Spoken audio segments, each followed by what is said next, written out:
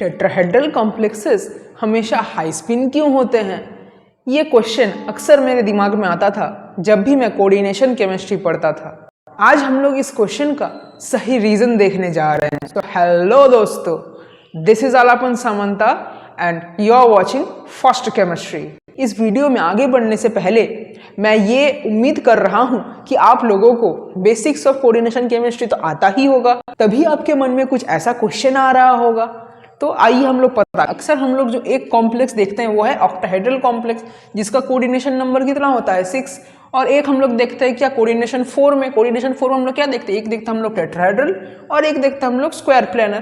तो आज हम लोग का जो मेन फोकस है वो किस पे है? टेट्राहेड्रल कॉम्प्लेक्सेस पे है। देखिए, ट्रांजिशन मेटल्स जब कॉम्प्लेक्स बनाते हैं तो उनके पास क्या होता है, ये जो 5 डी ऑर्बिटल्स होते हैं और ये डी ऑर्बिटल्स क्या करते हैं, स्प्लिट करते हैं।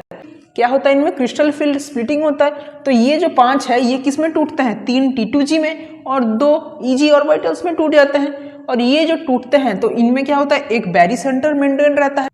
तो ये जो T2G और EG के बीच का जो ये डिफरेंस होता है, जो ये एनर्जी गैप होता है, इसे हम लोग क्या बोलते हैं? Delta O means octahedral. तो क्या बोलते हैं हम लोग इसको? Delta octahedral. उसी तरह से जो ये टेट्राहेड्रल कॉम्प्लेक्सेस में क्या होता है, ये जो 5 डी ऑर्बिटल्स होते हैं वो भी ऐसे स्प्लिट करते हैं। किसमें? नीचे क्या होता है, 2 E ऑर्बिटल्स होते हैं और ऊपर क्या होते हैं, 3 T2 ऑर्बिटल्स होते हैं। एक चीज ध्यान दीजिएगा, इसमें EG है लेकिन इसमें E होता है। इसमें T2G है ऑक्टाहेड्रल में, लेकिन टेट्राहेड्रल में T2 होता है। ये G क्यों होता है, क्यों नहीं होता है, इसका आंसर आपको जानना है तो कमेंट कर दीजिए।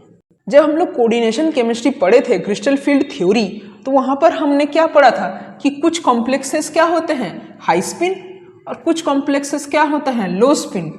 मतलब हाई स्पिन में क्या होता है कि उनका नंबर ऑफ अनपेयर्ड इलेक्ट्रॉन्स ज्यादा होता है, उनका स्पिन वैल्यू ज्यादा होता है। लो स्पिन में क्या होता है कि उनमें पेयरिंग हो जाता है, जिसके कारण उनका number of unpaired electrons decrease हो जाता है और स्पिन वैल्यू भी डिक्रीज हो जाता है।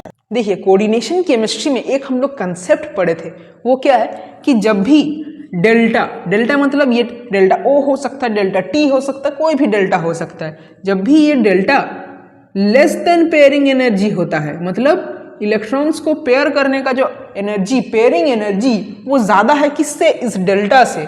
तो तब क्या होगा, मतलब इलेक्ट्रॉन्स को हम लोग इजीली पेयर नहीं कर पाएंगे, बहुत ज्यादा एनर्जी लगेगा पेयर करने के लिए।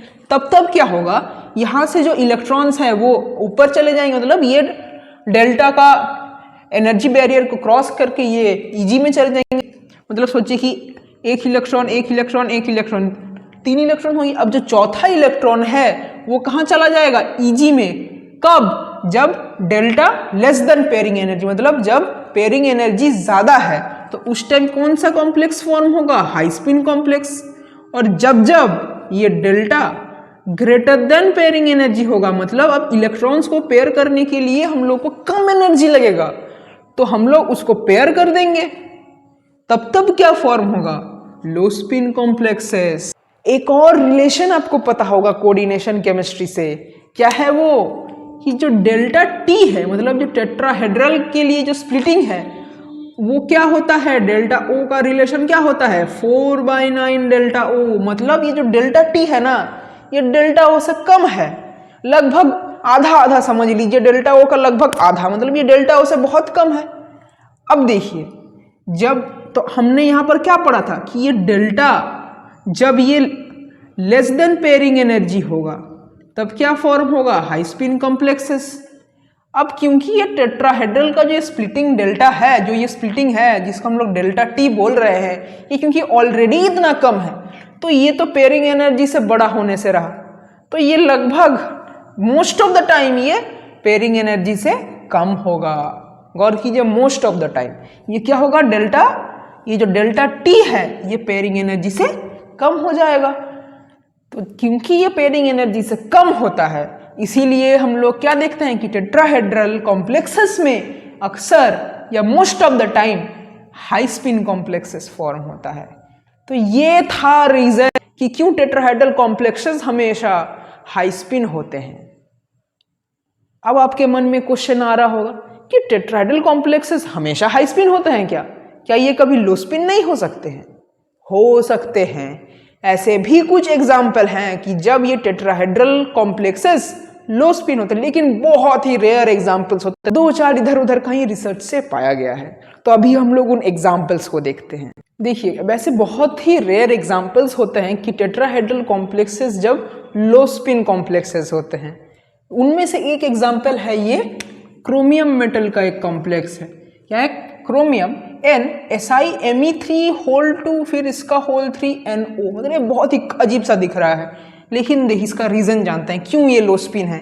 जो एक पहला रीजन है, ये जो NSiMe3 वाला लिगेंड है, ये लिगेंड बहुत बल्की होता है। जब ये लिगेंड बहुत बल्की होगा तब हम लोग सोच सकते हैं कि लो स्पिन हो सकता है, लेकिन हमेशा नहीं है। लिगेंड बल्की हो सकता है तब भी ये हाई स्पिन बना सकता है, लेकिन बहुत ही रेयर एग्जाम्पल्स हैं और उनमें देखा गया है कि लिगेंड बहुत बल्की होता है। और दूसरा रीजन ये है कि इन लिगेंड्स का फील्ड स्ट्रेंथ बहुत ज़्यादा होता है।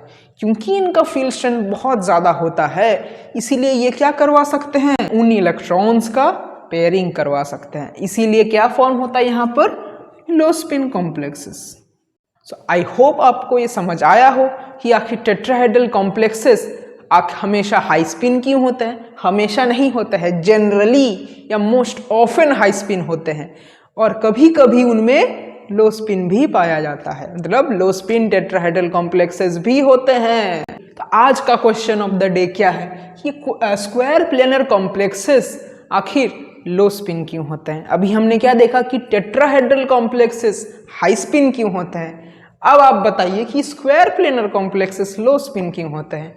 अगर पता है तो कमेंट कीजिए आंसर, और यदि नहीं पता है तो कमेंट कीजिए कि आपको इसके ऊपर एक डेडिकेटेड वीडियो चाहिए।